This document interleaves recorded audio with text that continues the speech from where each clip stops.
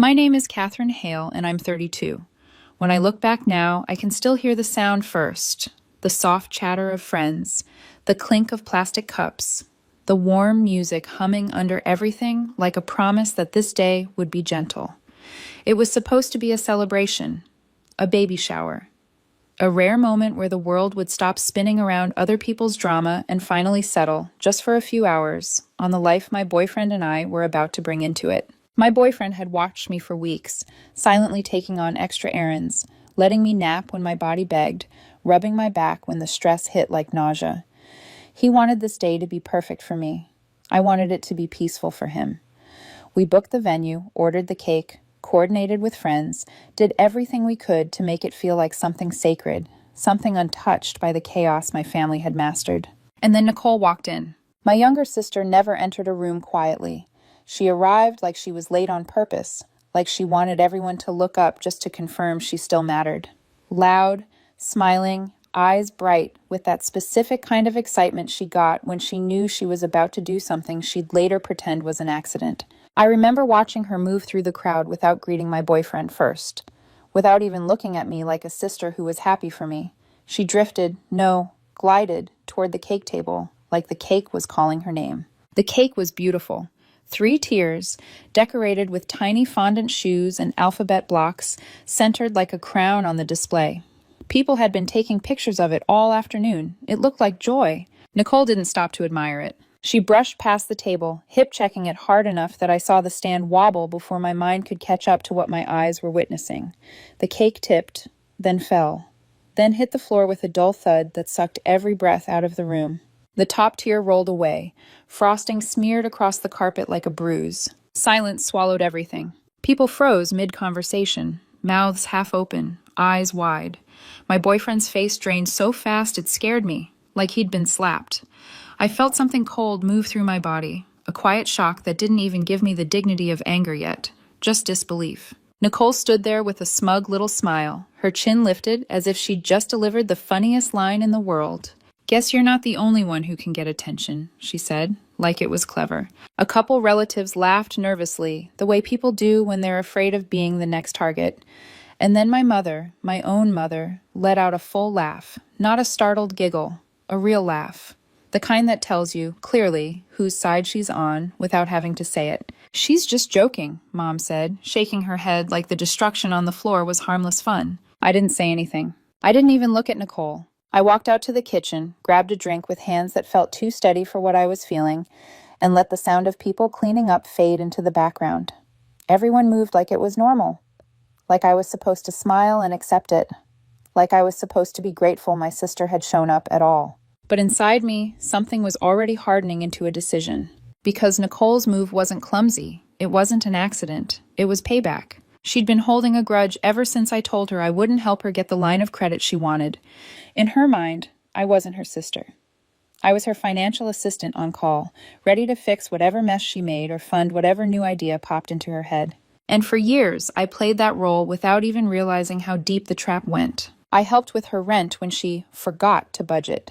I paid off her credit card debt more than once. I co-signed her car because the dealership was being unfair. Every time I said yes, my mom called me a good sister. Every time I said no, Nicole acted like I was betraying her. The baby shower was supposed to be different. My boyfriend and I wanted it to be a celebration. A rare day where the focus was on our growing family, not Nicole's hunger for attention. But the second she walked in, I knew she was going to make herself the center of the room. And when she knocked that cake down, I realized something darker. She didn't just want attention. She wanted to remind me she could still take something from me in front of everyone and leave me standing there expected to forgive. That night, after my boyfriend went to bed, I opened my laptop. Nicole had been counting on me for the down payment on her condo purchase, something she'd already been bragging about, telling people it was secured. She talked like it was a done deal, like my money was already hers, like my effort was already spent. I moved every penny back into my personal account. Then I called the leasing company for her car and put a stop on the payments I'd been making. Payments under my name, my account, my responsibility. It wasn't about making her feel bad. It was about cutting off the idea that she could keep using me without consequence. And while I stared at the confirmation emails, I felt something else settle in too. Something heavy, something honest. This was only the first step. because the next morning she was going to find out that I wasn't done. My phone started buzzing before the sun was even up. 5 calls in a row from Nicole, then 3 from my mom. I didn't answer any of them.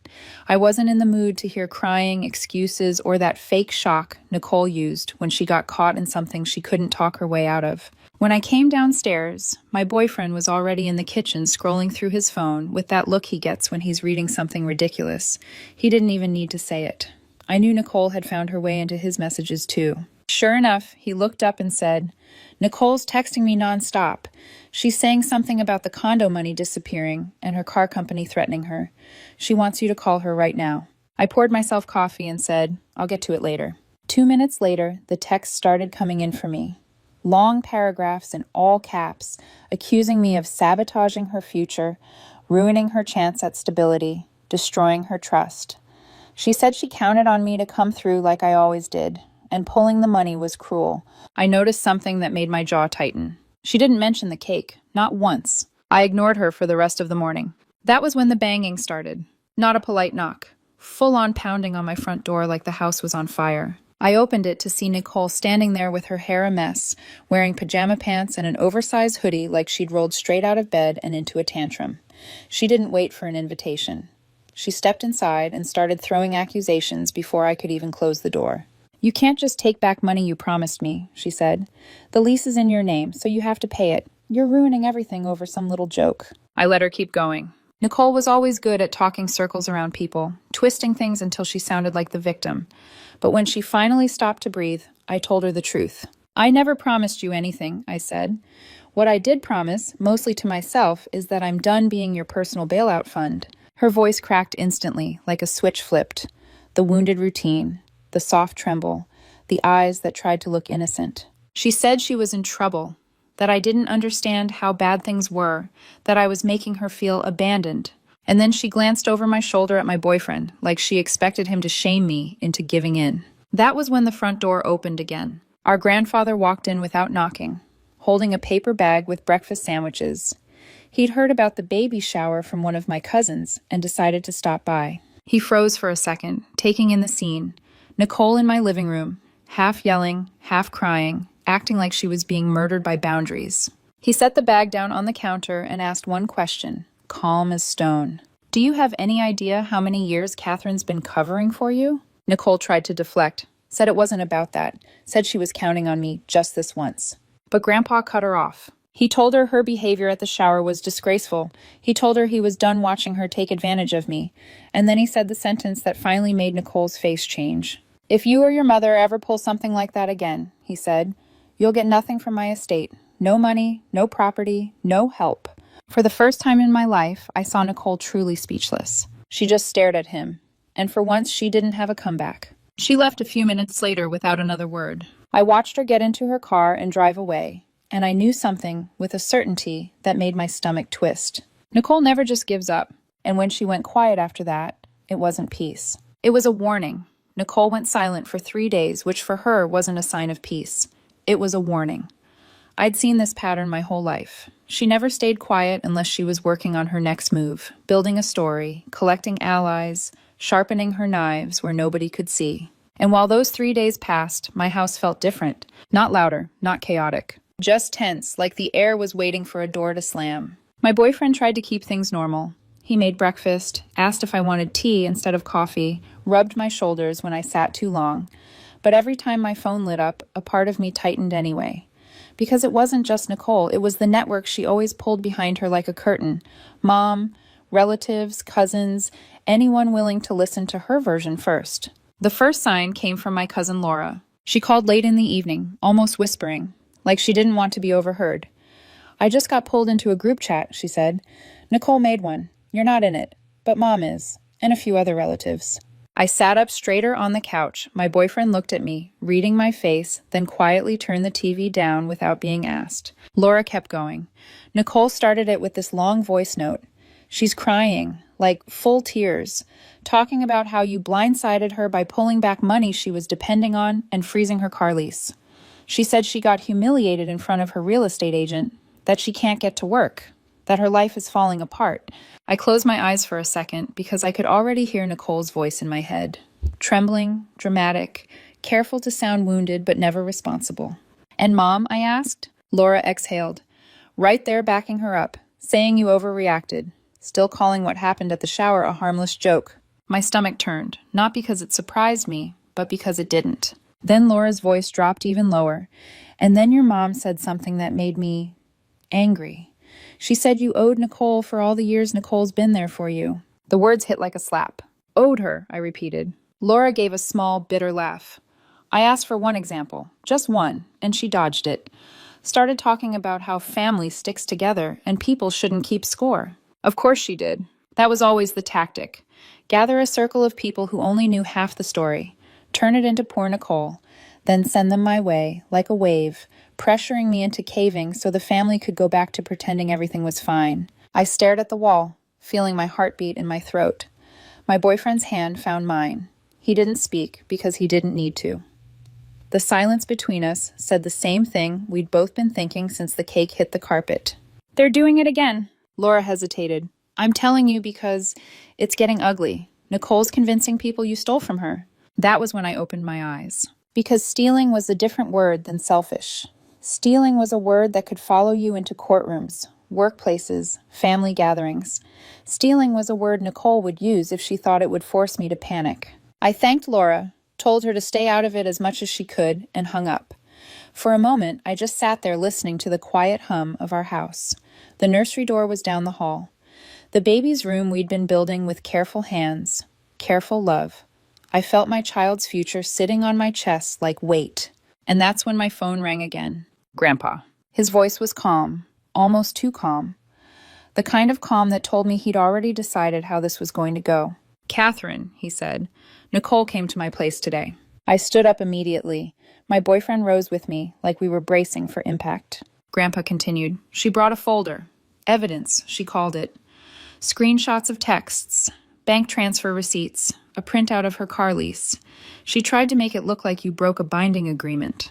I felt heat rise in my face, sharp and sudden. She's lying. I know, Grandpa said, and the certainty in his voice steadied me like a hand on my back. I let her talk for about 3 minutes. Then I cut her off. I could picture it. The way Grandpa sat at his kitchen table, the way his eyes didn't flinch. Nicole in front of him, crying, pleading, spinning. Grandpa's voice didn't change. I told her point blank she has no entitlement to your money. I told her she embarrassed herself and the family at that shower. And I told her the story she's trying to build is only proving my point. My throat tightened. What did she say? He paused. She cried, left in tears. But I knew Nicole. Tears never meant surrender. Tears meant regrouping. Grandpa lowered his voice slightly, like he was leaning closer to the phone, and I reminded her what I said in your living room. Keep this up, and she and your mother will get nothing from my estate. When the call ended, I sat back down slowly, like my legs didn't fully trust the floor. My boyfriend knelt in front of me, hands on my knees. You okay? He asked softly. I wanted to say yes. I wanted to say I felt protected. But protection didn't erase the sick feeling of realizing how quickly Nicole would poison the family if she thought it would make me pay. 2 days later, another sign came. I got a call from the leasing company. The representative sounded polite but strained, like she'd been dealing with someone loud and relentless. We just wanted to inform you, she said, that Nicole attempted to contact us directly.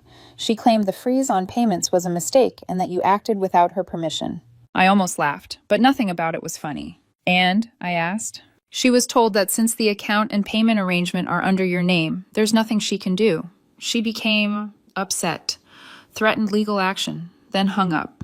When that door closed, Nicole ran straight to Mom's house. And that's when the online crusade began. Cryptic posts, Facebook updates about family who betray you when you're at your lowest, quotes about people who pretend to be supportive until you need them most. They didn't name me outright, but they didn't need to. It was obvious enough that messages started coming in within hours. Friends asking if everything was okay.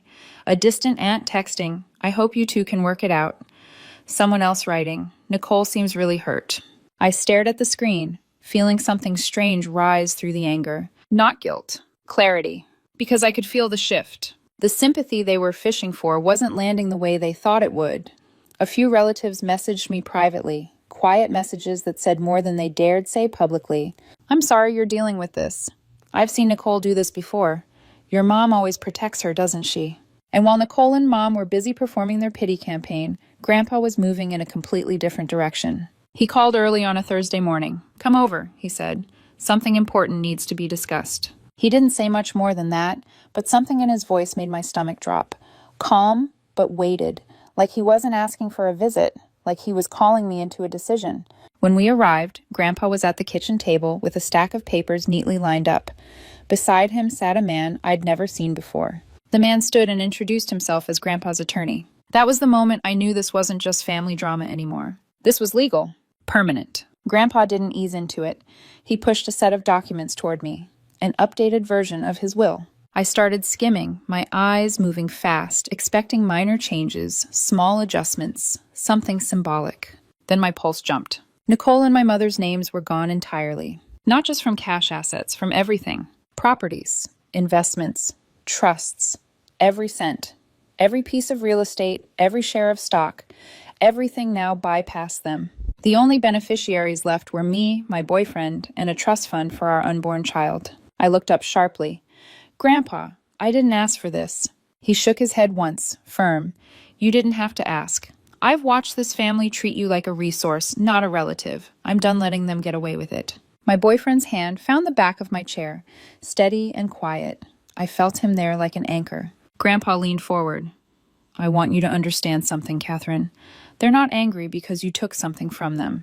They're angry because you stopped letting them take from you." Those words stayed in my chest the whole drive home. I left his house thinking that was the end game. Nicole and Mom would have to accept they'd gone too far, that there were consequences now that didn't bend to guilt or tears. But Nicole never accepted anything. That weekend, she appeared in my driveway unannounced, and the version of her who stepped out of the car looked softer than I'd seen her in years. She smiled. She carried 2 coffees like she was bringing peace. Her voice was quiet when she said, "I just want to talk." My boyfriend gave me a look that said he didn't buy it for a second, but I let Nicole inside anyway. Not because I trusted her, because I wanted to see what she'd do when she realized I wasn't afraid of her tantrums anymore. She started slow, asked how things had been, asked how I was feeling, asked if we were ready for the baby. Her sweetness was almost convincing, almost, until she shifted. "So," she said casually, stirring her coffee like she had no agenda at all, "I heard Grandpa's been making changes to his finances." I didn't respond. She kept going, tilting her head with fake concern. "I just want to make sure he's not being taken advantage of. He's older, you know. People can influence him." There it was. Fishing. I gave her nothing. Short answers. No details. No confirmation. Not even a hint that anything had changed. Her smile tightened. The softness cracked for just a second. She left looking frustrated, but I thought maybe that was the end of it. 2 days later, Grandpa called again. This time he was laughing. Not because it was funny, because he couldn't believe the audacity. "Nicole called my lawyer," he said, pretending to be you. My stomach dropped. "She gave your address," Grandpa continued, voice sharpening. "Your phone number. Said she needed a copy of the most recent legal documents for personal review." I felt cold travel down my spine. "Did he give her anything?" "No," Grandpa said. He played along long enough to confirm her identity, then ended the call and notified me immediately. My boyfriend paced once across the kitchen, jaw tight, then stopped, forcing himself to breathe. Grandpa didn't sound surprised. He sounded resolved. "I'm not letting that slide." The following Sunday, he called a family meeting. No one knew exactly why, just that it was important. Everyone showed up curious, maybe even nervous, like people always are when they sense a storm but don't know where it will land. When we were all seated in Grandpa's living room, he started talking, and he didn't hold back. He told the entire family about the baby shower incident, about Nicole knocking the cake to the floor, about me pulling the condo down payment and freezing the car lease payments, about the warning he'd given Nicole and Mom in my living room. Then he dropped the bomb. He told them Nicole had tried to impersonate me to access his will. The room went still. A few relatives shifted uncomfortably. 2 cousins who'd been loudly defending Nicole online stared at the floor. Nicole sat rigid in her chair, cheeks flushed, eyes darting like she was searching for a new story fast enough to save her. Mom kept her arms crossed, face tight, but even she didn't try to argue. Grandpa finished with one final statement, and his voice hit the room like a thunderclap. "If anyone in this family sides with Nicole in trying to manipulate Catherine," he said, "you're cut off too. No exceptions." That sentence landed harder than anything else, because it wasn't just about money. It was about exposure. Nicole had lost more than my help. She'd lost the safety net she thought she could always fall back on, and now she was isolated in a way I don't think she'd ever experienced. I watched her sit there, frozen, and for the first time I saw something flicker behind her eyes. Not remorse, not love, calculation. And I knew her well enough to understand the truth before she even stood up. She wasn't going to accept defeat quietly. And the next move she made was going to be the most desperate and reckless of her life. Nicole vanished after the family meeting. No calls, no texts, no vague posts, no tearful voice notes sent through other people's phones. For most families, that kind of silence would have been a relief, a sign that things had finally settled. But with Nicole, silence was never peace. It was planning. The first few days after the meeting felt almost unreal. My phone stayed quiet. My mother didn't call. No cousins reached out asking me to be the bigger person. The house felt lighter, like something heavy had been dragged out without anyone announcing it. My boyfriend noticed it too. "This is the longest stretch of calm we've had in years," he said one night as we sat on the couch, my feet propped on his lap. I wanted to believe it. I really did. But there was a knot in my stomach that refused to loosen. "She doesn't let go," I said quietly. "She just waits." And I was right. The first crack came 2 weeks later, in the most invasive way possible. I was at work when my boyfriend called. His voice was calm, but there was an edge underneath it that made my pulse jump. "Nicole just walked into the house," he said. "What?" I sat up straight. "Did she knock?" "No," he replied. "She came through the side door, like she lives here." My chest tightened. "Why?" "She says she's here to get her things." I frowned. "She doesn't have anything here." "That's what I told her," he said. Then she said she wanted to check on the baby's room. My heart started racing. "Is she still there?" "Yes," he said. "And Catherine, she's taking pictures." That was all I needed to hear. "Hang up and call the police," I said. "Now!" By the time I pulled into the driveway, a patrol car was already parked out front. Nicole was sitting on the curb with her arms folded, talking to the officers like she was the one who'd been wronged. Her posture was relaxed, almost smug, like she'd rehearsed this moment in her head. She glanced up when she saw me and rolled her eyes dramatically. The officer stepped toward me. "She claims part of the money you pulled back belongs to her," he said. "She says she was documenting evidence that you spent it on yourself." I almost laughed, but the situation was too serious to find humor in. "I want her off my property," I said, "and I want it clear she's not welcome back without permission." The officer nodded and turned back to Nicole. She muttered something under her breath about getting her lawyer involved as she stood up. As she walked away, she shot me one last look. Not anger, not sadness. Defiance. 3 days later, I got an email from a law office. Nicole had tried to open a civil case against me for misappropriation of funds. The irony was almost impressive, but her confidence collapsed fast. The moment her lawyer reviewed the actual financial history, years of payments going one way, no contracts, no agreements, no evidence of anything owed, he dropped her as a client. The case died before it even breathed. That should have been the end. It wasn't. A week later, Grandpa called me early in the morning. His voice was sharp, edged with something I hadn't heard from him before. "She came here last night," he said. My stomach sank. "Nicole?"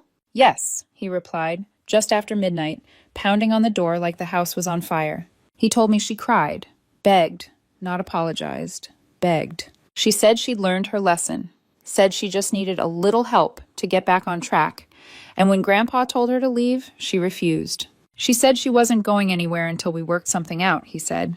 "So what did you do?" I asked, already knowing the answer. "I called the police," Grandpa said flatly. When they arrived, Nicole was still sitting on his porch, still trying to convince him to change his mind. The next morning, Grandpa said something that stayed with me. "She's burned every bridge she had," he said. "You've stopped being her lifeline. I've stopped being her safety net. And the rest of the family finally sees her for what she is." He paused. "All she has left now is stubbornness." From that point on, her attempts grew smaller. A manipulative text here, a guilt-soaked email there. Sometimes she tried to play the concerned sister, asking about the baby in an overly sweet tone, only to slide a request for money into the second paragraph. It was like watching someone realize, slowly and painfully, that their old tricks no longer worked. And for the first time in years, my boyfriend and I didn't feel like there was a storm hanging over us. Months passed without any major incidents. For a while, I thought maybe Nicole had finally accepted that the free ride was over. But the truth was darker. She hadn't gone quiet because she'd moved on. She'd gone quiet because she was waiting for the perfect moment to force her way back in. That moment came on the day my son was born. It was early morning. My body was exhausted. raw, trembling with adrenaline and relief. My boyfriend sat beside me in the hospital room, his hand wrapped around mine, his eyes wet as he looked at our newborn like the world had just restarted. My phone buzzed with an unknown number. Normally, I wouldn't have answered, but I was running on instinct and thought it might be a nurse or another department. Instead, it was a woman from the hospital's front desk. "There's someone in the lobby insisting she's your sister," she said carefully. "She says she needs to see you immediately." My chest tightened. "Do not let her up," I said, "under any circumstances." 15 minutes later, a nurse came in looking rattled. "She tried to talk her way past security," the nurse said. "She claimed she was here to sign paperwork for the baby. She also said you might not be in a condition to handle it yourself." My hands started shaking.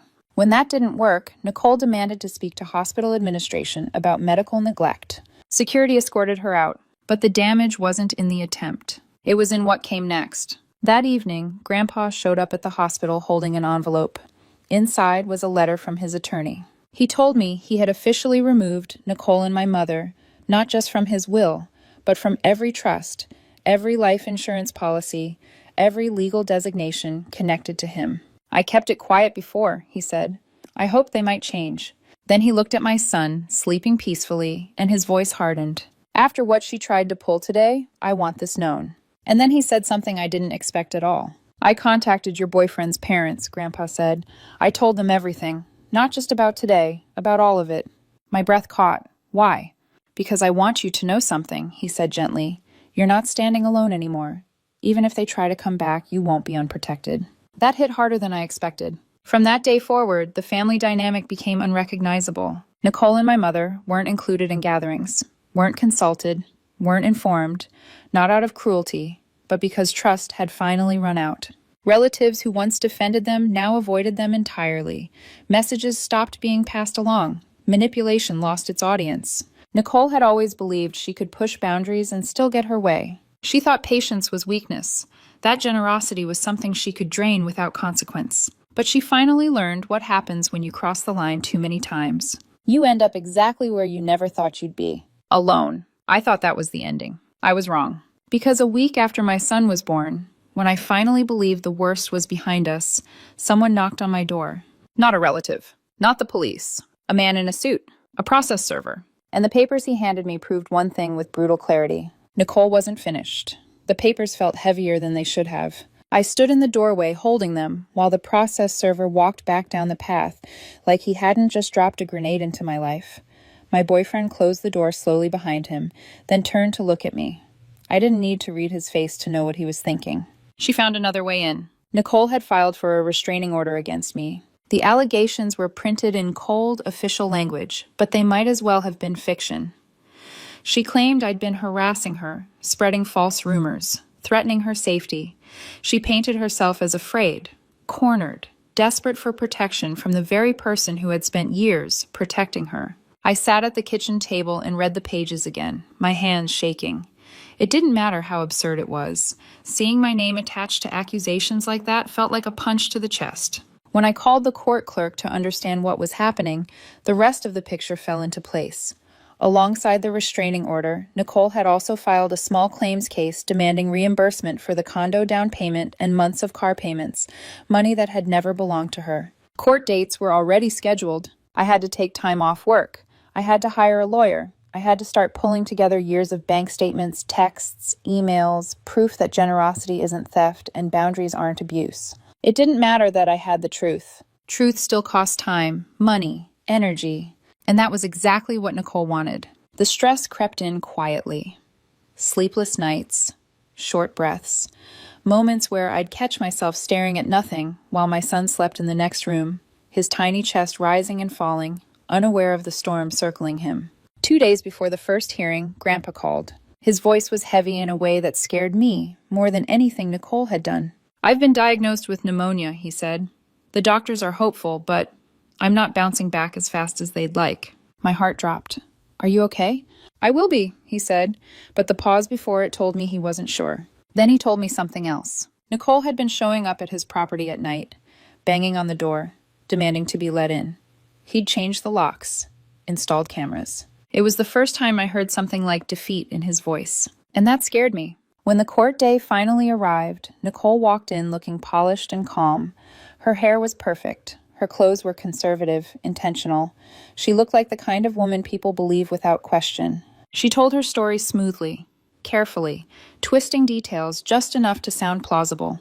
The judge listened, took notes, asked questions. My lawyer dismantled most of her claims piece by piece, showed the bank records, the one-sided payments, the lack of any agreement. Still, the ruling didn't bring relief. Some of Nicole's accusations were dismissed. Others were set aside for a longer hearing.